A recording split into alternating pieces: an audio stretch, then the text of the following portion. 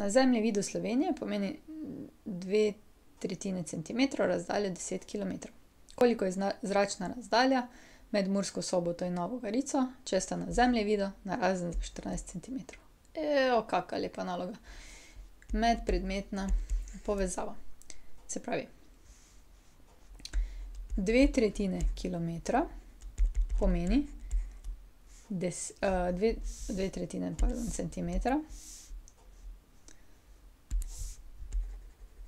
Centimetra pomeni 10 kilometrov. Takle vam je verjetno ljubše pri sklepnem računu, ne? To ste delali v osnovni šoli.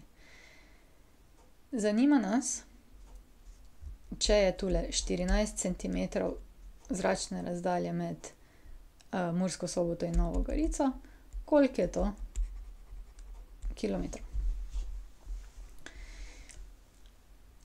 Iste količine damo skupaj. Se pravi, če 2/3 pomeni 10 kilometrov, 14 centimetrov pomeni x kilometrov. Se pravi, spodaj so kilometri, zgori so zdaj centimetri na zemljevidu, ne? Križno pomnožimo, dobimo 2/3 x je 14 krat 10. Pa najprej se moramo znebiti ulomka, zato pomnožimo s 3. 2x je 140, ne, krat 3. Ker imamo zdaj pa še krat 2, delimo z 2 in dobimo x je 70 krat 3. 140 sem delila z 2, ne, 3 mi je ostalo. 70 krat 3 je pa 210. Se pravi, odgovor bi bil 210 kilometrov sta narazen. Še kolikor toliko smiselno, ne?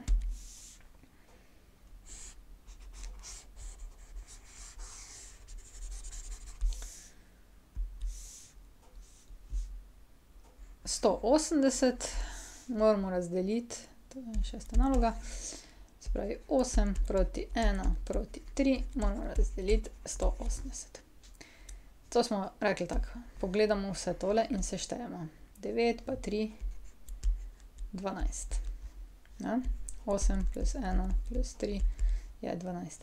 In zdaj, da to razdelimo, rečemo 8 dvanajstin od 180, koliko je. Potem 1 dvanajstina od 180 in potem 3 dvanajstine od 180. Namesto od damo krat, se pravi 8 dvanajstin krat 180. In pa tole zmnožimo, pravi 8 krat 180 deljeno z 12 in dobimo 120. 180 deljeno z 12 dobimo 15 in dobimo 45. Ne? Se pravi, če 180 razdelimo v razmerju 8 proti 1 proti 3, se pravi 8 proti 1 proti 3 je isto kot 120 proti 15 proti 45. Okay.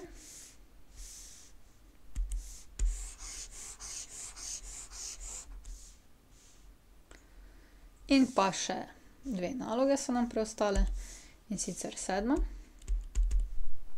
Andrej, Borut in Cvetko so si razdelili 2600 sid v razmerju se pravi A proti B proti C, so si razdelili 2,3 proti 1,1 polovica proti 2,1 četrtina.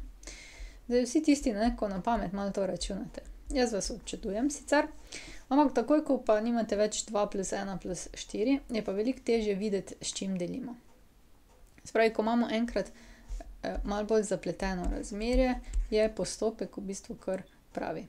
Pa da veste, tehlih sid bomo dali evre, v redu, da bo bolj izgleda. Najprej smo rekli, da vse tele v razmerjih seštejemo. Se pravi, imamo 2,3 plus 1,1 polovica pa plus 2,1 četrtina. Tele dve bomo zdaj najprej skupaj seštela, ker sta že na skupnih imenovalcih. 2 plus 2 je 4 plus 1 je 5. Se pravi, imamo zdaj 5 celih plus ostane še 1,1 polovica. Se pravi, 6,1 polovica je tole, kar nam ostane, kar bi, če bi dali v številke, lahko damo 13 polovic, ne? Če damo iz celih, bomo verjetno lažje računali s tem, kot pa z onim. Ok, se pravi, kaj moramo zdaj dobiti? 2,3 četrtine ulomljeno z 13 polovic od 2600. Ta naloga je res taka matematična. Že vidite, da je veliko računanja za nič rezultatov. Se pravi, 2 krat 4 je 8, pa 3 je 11 četrtin, pa 13 polovic lahko prepišemo. Od je krat 2600. Če imamo dvojni ulomek, pa rešimo dvojni ulomek, zunanja 2 greta gor, je to 11 krat 2, ulomljeno z 4 krat 13, pol pa še krat 2600. In reci in piši, mislim, da je to